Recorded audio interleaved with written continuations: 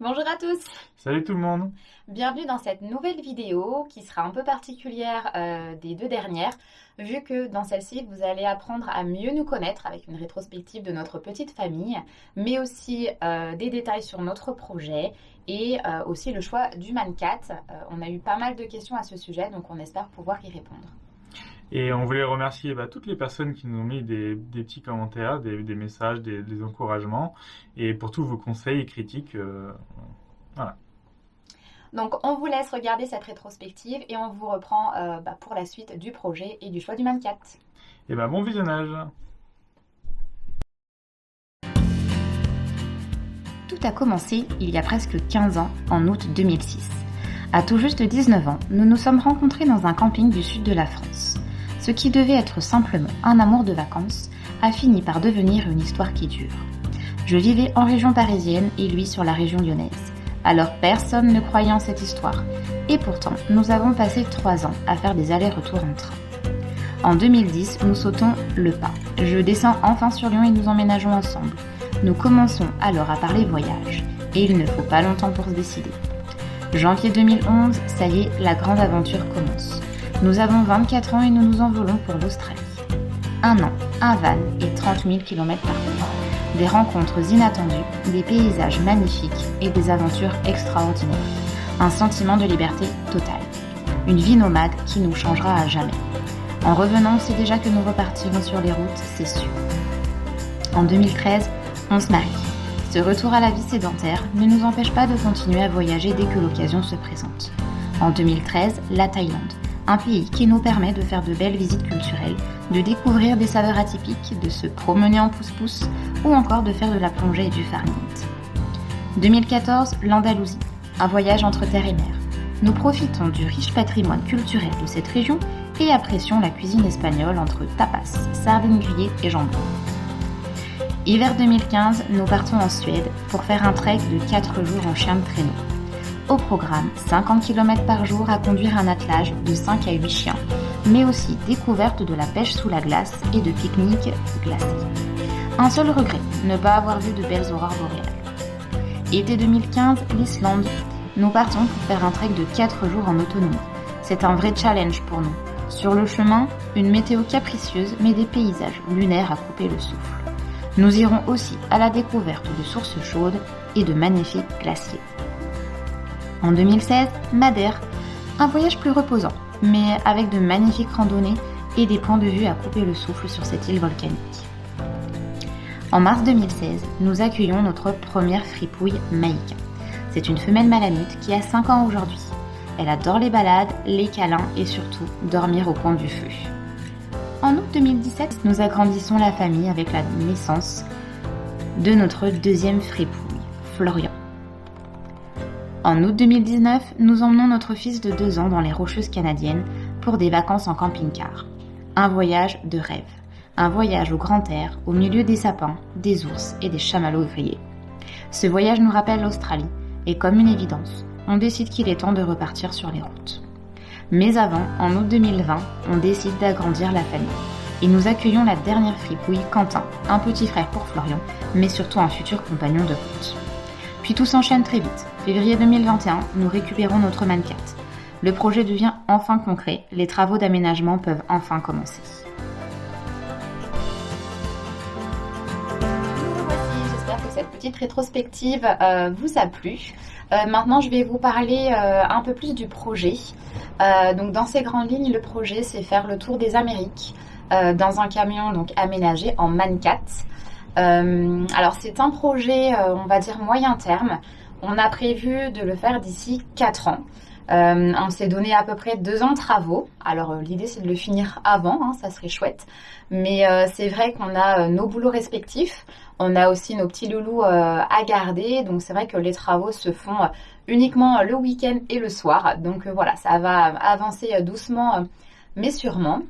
On a décidé aussi de le faire dans 4 ans, tout simplement parce que nos enfants sont encore petits, ils ont 3 ans et 6 mois, et qu'on souhaite attendre qu'ils soient un peu plus grands, qu'ils soient un peu plus autonomes, et surtout qu'ils puissent garder des souvenirs de ce superbe voyage. Dans tous les cas, je pense qu'on compte bien tester ce véhicule avant, enfin en faisant des micro-voyages, des micro-aventures, voilà, sur quelques jours, quelques semaines. Voilà, donc je pense qu'on vous montrera tout ça à l'occasion et je pense qu'on fera de belles découvertes. Ouais, tout à fait. Dès qu'il est prêt, dès qu'il est vivable, le but c'est vraiment de partir en week-end ou pendant les vacances, de faire la France ou l'Europe pour se rôder. Et bien évidemment, on vous montrera tout ça. Et puis il y a sûrement plein d'améliorations à apporter au véhicule, donc on vous montrera tout ça effectivement. Voilà. Ensuite, alors l'idée de ce voyage date à peu près d'il y a 2 ans maintenant. On a commencé à faire pas mal de recherches sur les blogs, les réseaux sociaux, YouTube, etc. Déjà sur le choix du camion, donc ça Julien regardait cette partie-là et moi je regardais plutôt la partie destination, administrative, visa, etc. La première idée c'était de partir en Asie, on avait envie de voir la Russie, la Mongolie, la Chine, etc.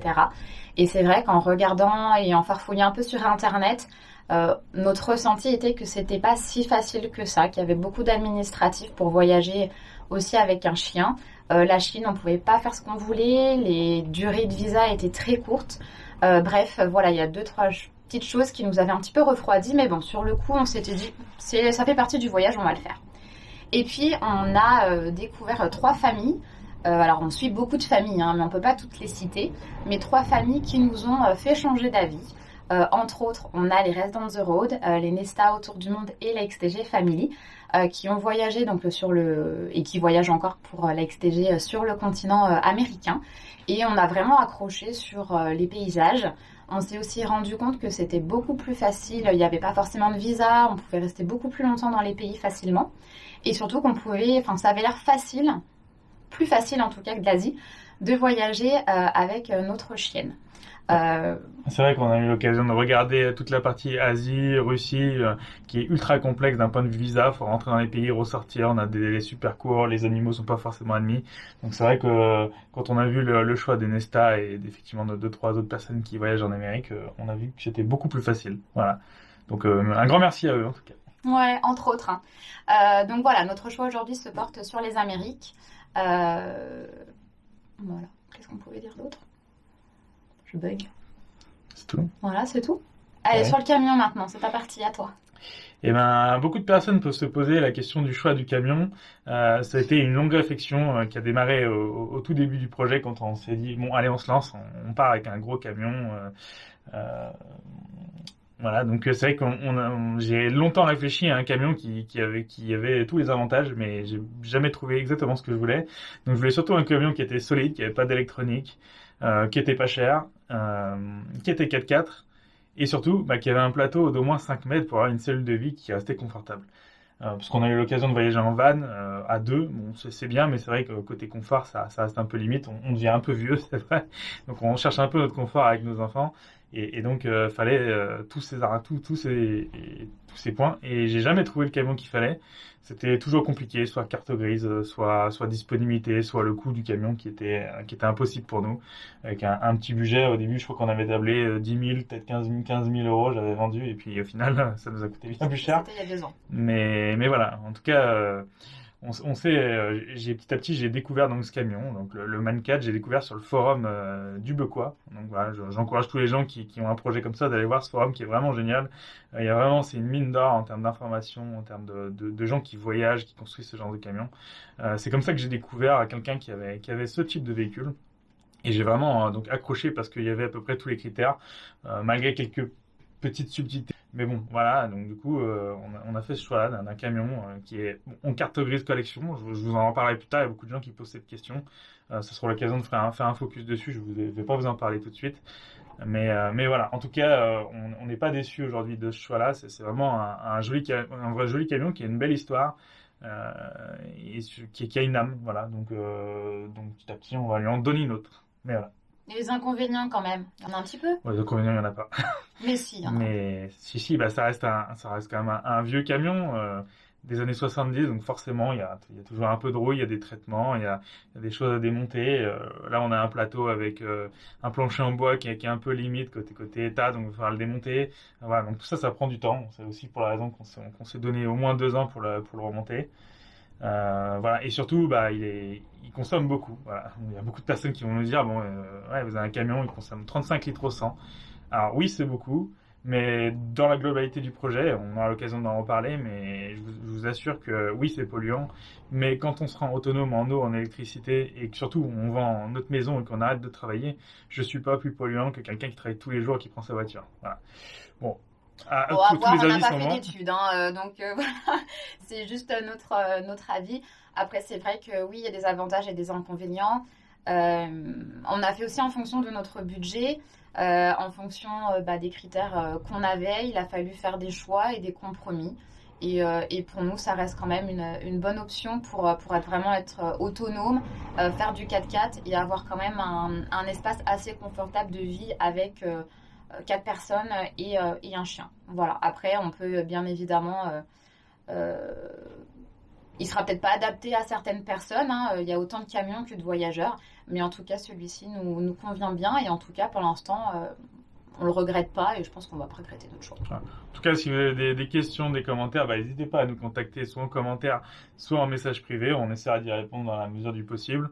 Voilà, il y a plein de choses qui arrivent plus tard en vidéo où je pense qu'on expliquera un petit peu tout ça en détail en fonction de vos questions. Voilà, en tout cas, on est quand même au démarrage du projet. Voilà, on avance petit à petit. Bientôt, on vous présentera. On va aller chercher la cellule. On va aller chercher la cellule, voilà. Donc ça devient vraiment concret, on va vraiment pouvoir avancer et on vous montrera ça donc dans une prochaine vidéo. Donc voilà, abonnez-vous, un petit pouce bleu si voilà si la vidéo vous a plu, si on s'est amélioré. Voilà. J'espère qu'on paraît plus naturel sur cette vidéo, mais voilà, ça va le faire, hein. Je pense qu'on n'est pas très à l'aise avec l'exercice, mais après quelques vidéos, ça ira mieux. Et ben voilà, on a voilà, fini. on vous laisse sur cette Voilà. vidéo. Voilà, et abonnez-vous pour vraiment nous suivre pour voir la suite de l'aventure. La prochaine étape, c'est vraiment la récupération de la cellule. Et puis on verra comment on avance là-dessus. Sûrement un peu de peinture, encore un peu de mécanique. Bon, pour ceux qui aiment, voilà, n'hésitez pas à suivre. Je suis pas un professionnel, donc n'hésitez pas à laisser vos commentaires. Dès l'instant qu'ils sont constructifs et positifs, il n'y a pas de problème. Voilà. Après, tout bon commentaire est son mot à prendre. Ah ben voilà. Et voilà. À bientôt. Et voilà, à bientôt. À bientôt. Merci beaucoup.